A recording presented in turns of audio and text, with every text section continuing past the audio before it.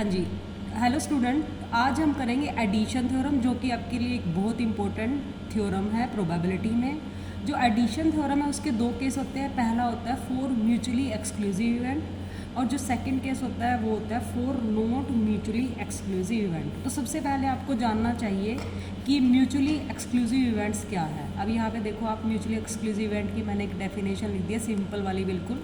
तो उसका मीनिंग क्या है आपका, event which can not happen simultaneously, मतलब साथ साथ जो कोई दो इवेंट या दो से ज़्यादा इवेंट इकट्ठे नहीं हो सकते।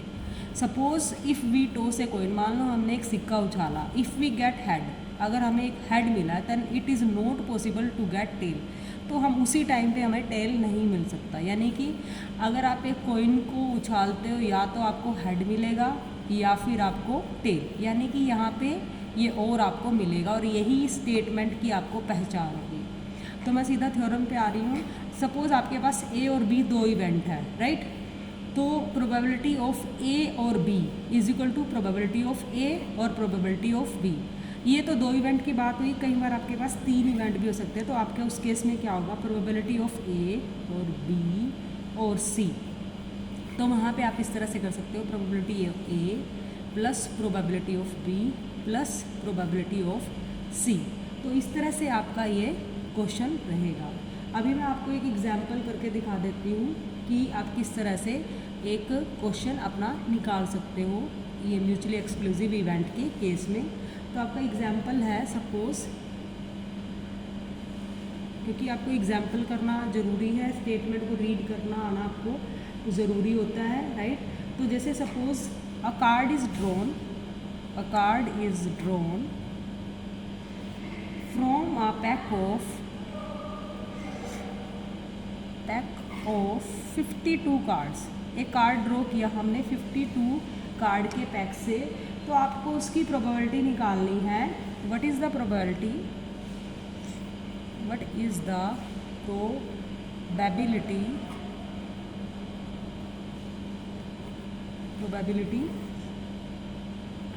that the card drawn, जो आपका कार्ड ड्रोन है, that the card drawn is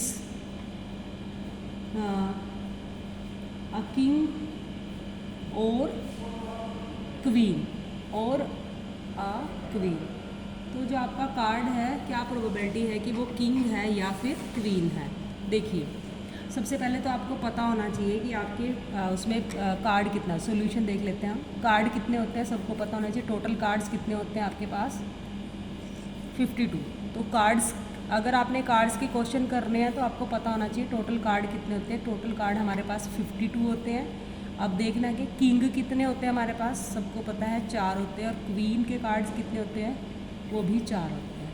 तो हम मान लेते हैं जो हमारा इवेंट है वो है किंग का आना। तो किंग आने की प्रोबेबिलिटी क्या होगी, किंग के कार्ड कितने आपके पास 4, टोटल कार्ड कितने हैं 52, ठीक है। दूसरा है बी, किंग के कार्ड कितने हैं, सॉरी क्वीन, दूसरा इवेंट बी मान लेते हैं हम, क्वीन आना। तो क्वीन के कार्ड भी कितने हैं 4, और टोटल कार्ड 52।